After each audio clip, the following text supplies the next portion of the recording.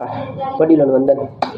આજનો વિષય ખૂબ જ મહત્વપૂર્ણ છે. આજનો વિષય કુપ્રથાઓ, માન્યતાઓ, ગેરરીતિ રિવાજો અને કુનીતિઓ પર આધારિત છે.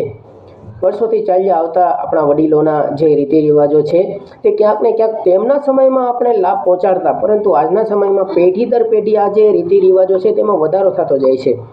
ઘણીવાર જોવામાં આવ્યું છે કે જે જૂના રીતિ રિવાજો છે તે રદ થઈ ચૂક્યા છે અને નવા રીતિ રિવાજોએ તે સ્થાન લઈ લીધું છે.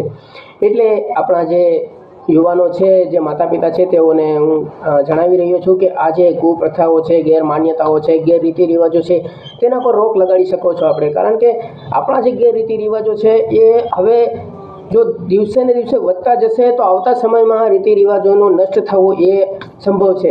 કારણ કે રીતિ રિવાજો ત્યાં સુધી જ આપણે લાભકારી છે જ્યાં સુધી આપણા દ્રષ્ટિમાં બેસે, જ્યાં સુધી આપણી આર્થિક સ્થિતિમાં બેસે, આપણા બજેટમાં બેસે. પણ જે આ રીતિ રિવાજો છે ન તો આપણા બજેટમાં બેસે છે, ન તો આપણા સમયમાં બેસે છે, ન તો આપણા પરિવારમાં બેસે છે. એટલે આ જે કુપ્રથાઓ છે એ નષ્ટ થવા જોઈએ, રદ થવા જોઈએ અને તેની જગ્યાએ એક નવીન રીતિ રિવાજની સ્થાપના થવી જોઈએ. આપણી જે રીતિ રિવાજો જે પહેલાંના હતા, જે વડીલોએ કરેલી હતી, તે ક્યાંક ને ક્યાંક લાભકારી તો થતી જ, પરંતુ આજના સમયમાં આ જે રીતિ રિવાજો છે તેમાં વધારો થઈ અને તે આપણે નુકસાનીકારક બની ચૂક્યું છે. એટલે આપણા જે લગ્નોના માન્યતાઓ છે, લગ્નો વિશે કુપ્રથાઓ છે તે રદ થવી જોઈએ, મુંડન રદ થવા જોઈએ. તે પછી તે બાબતે મામેરામાં થોડી ઘણી વિધિમાં ફેરફાર થવો જોઈએ, લગ્ન મંડપમાં લેવા દેવામાં ફેરફાર થવો જોઈએ અને દહેજ પ્રથા તો બંધ જ છે.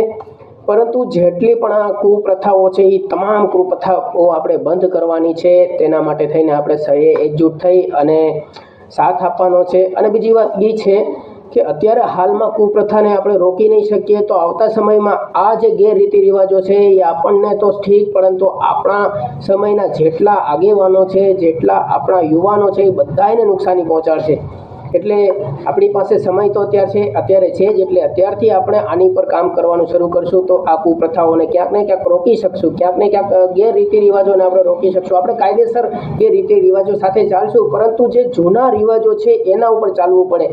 આપણા વડીલોએ જૂના રિવાજો જે બનાવ્યા છે એ આપણા માટે લાભકારી હતા, પરંતુ હવે આ ગેરરીતિ રિવાજો વધી ચૂક્યા છે. આ રીતિ રિવાજો, આપણી માન્યતાઓ ખૂબ મોટી, આપણા દેશમાં ખૂબ મોટી નુકસાની પહોંચાડે છે આ રીતિ રિવાજો. એટલે આ રીતિ રિવાજોને આપણે દૂર કરવા જોઈએ અને નવા રીતિ રિવાજોની સ્થાપના થાય એવું કંઈક આપણે કરવું જોઈએ. આપણા યુવાનો ખૂબ લાગણીશીલ છે, ગ્રેજ્યુએશન છે એમની પાસે પોતાની સ્થિતિ આર્થિક મજબૂત હોવાના પણ કારણો છે. તમે કોઈ એક વ્યક્તિ કદાચ પ્રદર્શન કરે કે એની પાસે પેમેન્ટ છે, એની પાસે મૂડી છે, તો તેના માટે થઈને બાકીના જે માતા પિતા છે તેમને પણ એ પ્રદર્શન કરવું પડે છે. ક્યાંકથી ઓછી ઉધારા કરીને પણ તેમને આ રીતિ રિવાજો પર ચાલવું પડે છે અને આખું જીવન બાદમાં તેમનું તે ઉધારી ચૂકવવામાં જાય છે. એટલે રીતિ રિવાજો છે એને હવે રોક લગાડવાનો સમય આવી ચૂક્યો છે. ગેરરીતિ રિવાજો, કુપ્રથાઓને રોક લગાવવાનો હવે આપણે સમય આવી ચૂક્યો છે. એટલે નવીન આપણે એક રીતિ રિવાજ શરૂ કરશું અને જે આ કુપ્રથાઓ છે તેમને ધીમે ધીમે આપણે રદ કરશું. તેવી હું સ્થાપના આપણે કરી રહ્યો છું, તેવી હું આપણે માંગ કરી રહ્યો છું. ત્યારબાદ હું એક જરૂર જણાવવા માંગુ છું કે બાકીના જે મુદ્દાઓ છે મેં લખાણ સાથે જોડેલા છે, પરંતુ આ લખાણ સાથે મારી પાસે એટલો અનુભવ નથી કે હું આપને કંઈક કહી શકું કે આપને જણાવી શકું. પરંતુ હા, હું એટલું જરૂર કહી શકું છું કે હું એક માર્ગદર્શન જેની પાસેથી લેવું છું, મેળવું છું, જે વડીલો પાસેથી, એમને મને સાફ કહી ચૂકેલું છે. એમણે જણાવેલું છે કે તમે કદાચ આના પર લખાણ કરશો તો એક નહીં, બે નહીં, પણ 5 વ્યક્તિઓ પણ કદાચ આ નોંધ લેશે તો આપણે સફળ થશું અને 5 વ્યક્તિ 500 સુધી પહોંચાડશે અને આ જે ગેરરીતિ રિવાજો છે આખરે થોડા ઘણા અંશે તેને રોક લાગશે. આટલું કરીને વિનવી રહ્યો છું. જય ભારત, જય હિન્દ.